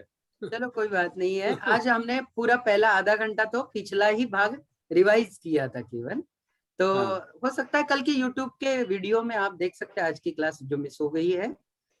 कोई इतना ज्यादा अच्छा, यूट्यूब में देखने मिल जाएगा, ये यूट्यूब में मिल जाएंगी ये सब चीजें, मिल जाएंगी। सारे रोज के रोज अपडेट हो रहे वीडियो आपको यूट्यूब पे भी दिखाई। यूट्यूब में क्या नाम से चेक करना है हम? श्रवण संस्कृति क्लास। श्रवण संस्कृति क्लास। एक वीडियो में आज पुनः शेयर कर देता हूँ, या चारों वीडियो जो अब तक हो चुके हैं मैं ग्रुप में पुनः शेयर कर देता हूँ। आप उसको एक बार स्टार बीर करके रखिएगा, आपने इसमें सेव कीजिएगा। सब्सक्राइब करने पर आपको तुरंत सब पता चली जाता है। जी जी जी। क्लास तो बहुत काफी इंटरेस्ट किया मेरे, काफी इंटरेस्ट किया, लेकिन काफी मिस हो गया आज। एक मिनट, आलोक भैया जी कुछ सूचना दे रहे हैं हमारे लिए। भैया 7 तारीख से लेकर के 11 तारीख तक की क्लास का एक पूरा मैसेज मैं भेज चुका हूँ। जिनके पास नहीं पहुंचा हो वो फिर से देख सकते हैं। मतलब एक ही मैसेज में आज क्या करूँगा, कल तक एक साथ अगर उसको सब्सक्राइब कर लेंगे तो लिंक नहीं मिलने पर बहुत बहुत आलोक भैया, शुक्रिया आ जाएगा। बिल्कुल बिल्कुल, बहुत बहुत शुक्रिया आलोक भैया। सबने सुना होगा इस वक्त। अभी आलोक भैया जी की आवाज कहीं नेटवर्क की वजह से शायद सुनाई ठीक से नहीं दी होगी अभी। ये बात क्लियर है कि अब तक के जितने भी वीडियोस हैं वो सारे अपलोड हो चुके हैं, आप यूट्यूब पर देख सकते हैं। आपकी कोई भी क्लास मिस नहीं होगी इस वक्त। ऐसा प्रयास हम लोग श्रवण संस्कृति परिवार की ओर से कर रहे हैं और जरूर आपको उसका फायदा होगा। और लिंक के बारे में बतलाऊं कि लिंक रोज नहीं बदलने वाली, और दिन भर की आपके पास मान लो किसी भी क्लास में ज्वाइन होना है, आप लिंक को टच कीजिएगा, उस वक्त जो क्लास चल रही होगी उसमें आप जुड़ जाएंगे। यदि आपने 3 इडियट्स देखी हो तो 3 इडियट्स में आमिर खान ने कहा था कि पढ़ने के लिए कुछ भी नहीं चाहिए होता है, यूनिफॉर्म चाहिए होता है केवल। आप ज्ञान बट रहा है, किसी भी क्लास में यूनिफॉर्म पहन के बैठिए, कोई नहीं पहचानने वाला आप कहाँ से है, कौन है, क्या है, आपको ज्ञान मिल जाएगा। तो लिंक को टच कीजिएगा, आप किसी भी क्लास में ज्वाइन हो जाएंगे आराम से, जो चल रही है उस वक्त। चलिए, श्रवण संस्कृति आपने बताया, श्रवण संस्कृति क्लास कैसा लिखना है? क्लास, जी, अंग्रेजी में श्रवण संस्कृति क्लास टाइप कीजिएगा। और एक मैसेज अभी जो आया हुआ है वहां देख लीजिएगा, उसमें आपको यूट्यूब चैनल का नाम और सारे वीडियो 4-5 दिनों के मिल जाएंगे। जी जी जी जी, धन्यवाद। जय धन्यवाद। एसएन जैन औरंगाबाद से जुड़े हुए हैं हमारे पास। एसएन जैन साहब, जो भी महानुभाव है इस नाम से, वो अनम्यूट करे अपने आप को। हेलो, जय जिनेंद्र भैया जी। हाँ जी, जय जिनेंद्र। हेलो। हाँ जी, जय जिनेंद्र। मैं ये पूछना चाहती हूँ कि ये आप तो बहुत ही अच्छा पढ़ा रहे हैं। वो बहुत दिन से मुझे ये न्याय शास्त्र पढ़ना था, तो मेरी वो इच्छा पूरी हो रही है। और आप बहुत अच्छा पढ़ा रहे हैं भैया जी। जो इतना क्लिष्ट विषय है तो समझ में आ रहा है बहुत सा। तो ये कंटिन्यू ये पूरा शास्त्र हमको पढ़ाना है आपको। जरूर जरूर, आपका आदेश है ऐसा मान लेता हूँ मैं, जरूर अरे नहीं, पढ़ूंगा। आदेश नहीं है, आपको रिक्वेस्ट है जरूर कि ये जरूर। विषय मुझे आपसे पढ़ना है बिल्कुल पूरा। न्याय दीपिका और परीक्षा मुक्त भी है शायद ना? परीक्षा मुक्त जी हमने अभी अभी पूरा किया, पूरा साल भर चलाया उसको और अभी अच्छा, पूरा किया। आप तो उसके फिर महाराष्ट्र से थी तो जुड़ सकती हाँ, थी, पता नहीं क्यों हाँ, नहीं जुड़ पाई आप। अच्छा, मुझे पता नहीं लगा वो कि है कोई बात चालू करके। कोई बात उसके नहीं, मराठी पूरी लिंक क्लास है क्या हमने उसकी? परीक्षा मुक्त हाँ, जी की मराठी में ही पढ़ाई थी, पूरी अरे वाह! क्लास। और अच्छा, अच्छा। महाराष्ट्र के ही 10-12 लोग जुड़े हुए थे पूरे लगातार हमारे साथ। हाँ, हाँ, बहुत आनंद के साथ पूरा किया। कभी अच्छा और उस मौका आएगा, अवसर आएगा हाँ, तब जरूर हाँ, पढ़ाएंगे उसे। चलेगा। ये तो पढ़ लेंगे अब पूरा, तो हो जाएगा। और मुझे एक पूछना था कि जो इसमें मंगलाचरण में शुरुआत में बताया है, जिज्ञासु बालक भी कहा और ब्रैकेट में मंद बालक भी कहा, तो ऐसा क्यों कहा कि वो तो जिज्ञासु यानी होता वो क्या है, मैंने बिल्कुल बिल्कुल मैंने पहले दिन ही कहा था, हाँ, बालक हमेशा जिज्ञासु ही होते हैं, हाँ, हाँ, चिकित्सक वृत्ति होती है। आप कुछ भी कर रहे हो, वो आपके हाँ, पास आके कहेगा मम्मी ऐसा क्यों, ऐसा क्यों, हाँ, ये ऐसी क्यों है चीज, ऐसा क्यों हाँ, बनाया, ऐसा क्यों कहा आपने। ऐसा जो जिज्ञासु प्रवृत्ति होती है ना, हाँ, वो हाँ, बालकों की स्वाभाविक प्रवृत्ति होती है, चिकित्सक प्रवृत्ति कहते हैं हम उसको अच्छा, मराठी। अच्छा, तो उस वजह से उसको कहा है। और मंद बालक बालक, मंदबुद्धि, तो बालक मंदबुद्धि ही होते हैं क्योंकि उस हाँ, विषय में वो नहीं जानते, इसीलिए तो बराबर, जिज्ञासा कर बराबर, रहे हैं। हाँ, हाँ, जान नहीं सकते। मुझे वो इस लगा कि वो बुद्धि से तो है, इसीलिए तो पूछ रहे हैं, जिज्ञासु इसलिए है, लेकिन उनको मंद बालक भी क्यों कहा, तो ऐसा ठीक है। और गति भी चलो, थोड़ी बहुत हो सकता है, हम हाँ, और आप जितना समझते हैं क्लिष्ट विषयों को उतना वो हाँ, नहीं समझ पाएंगे, उस हिसाब से मन। एक हाँ, परिभाषा बहुत शानदार है, यो हाँ, यत्र अनभिज्ञः सह तत्र बालः। मतलब अच्छा, जो जिस विषय को नहीं जानते हैं वो हाँ, उस विषय में ऐसे से बाल बालक, कहलाते हैं। अच्छा, अच्छा, हाँ बहुत बढ़िया, जी। अच्छी डेफिनेशन है। चलिए, आज की बहुत क्लास में ये अंतिम जिज्ञासा रहेगी। बस जुड़ अच्छा, मैं रुक रहा हूँ यहाँ पर क्योंकि आधे घंटे से हम शंकाएं कर रहे हैं। हाँ, ये आखिरी वेरी सवाल नाइस, है। धन्यवाद, गैलेक्सी, हाँ धन्यवाद, गैलेक्सी F41 नाम से जो जुड़े हुए हैं। हाँ भैया जी, जय जिनेन्द्र। जय जिनेन्द्र। हेलो, हाँ मेरी जी आवाज आ रही बोलिएगा, है आपको? बिल्कुल आवाज साफ आ मैं रही है, ये कह रही बोलिएगा। हूँ, सारी बातें सब लोगों ने कह दी है। मैं तो इतना कहना चाह रही हूँ कि आप ये पढ़ा रहे हैं और संस्कृत में पढ़ा रहे हैं, बहुत अच्छी बात है, क्योंकि आज तक सब लोग हिंदी हिंदी करके बताते हैं, तो हमारी इच्छा पूरी हो रही है। परंतु मैं ये कह रही हूँ, अगर संस्कृत में किसी को परेशानी है, संस्कृत पढ़ना चाहते हैं, तो वो कृपया प्रदीप पीयूष जी हमें क्लास में पढ़ा रहे हैं, वो उस क्लास को ज्वाइन कर सकते हैं, या फिर उनके लिए अलग से क्लास भी लगाई जा सकती है।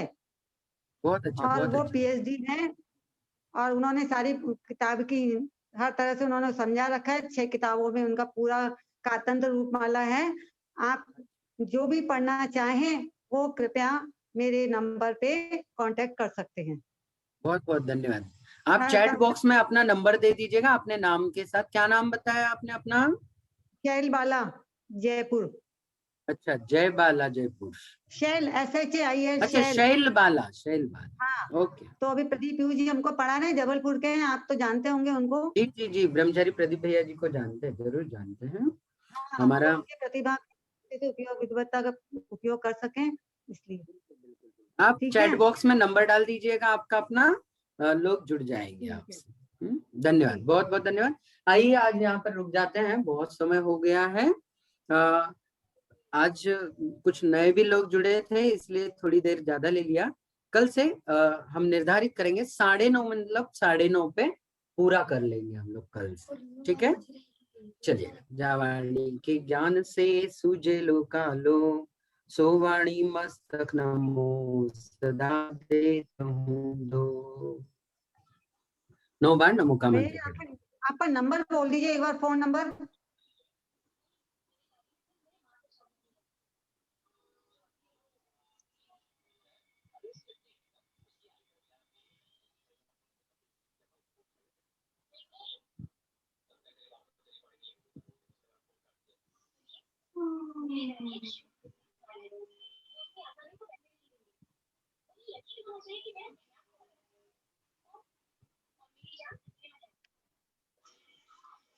द्वादशांग जिनवाणी माता की जय। सबको भैया जी जय आपका नंबर जिनेंद्र। बता देंगे कि एक बार? हाँ, नोट कर लीजिएगा 8421 609732। चलिए, कल की कक्षा में फिर से मिलते हैं। तब तक के लिए आप लोग सब स्वस्थ रहें, मस्त रहें, स्वाध्याय करें। जय जिनेंद्र।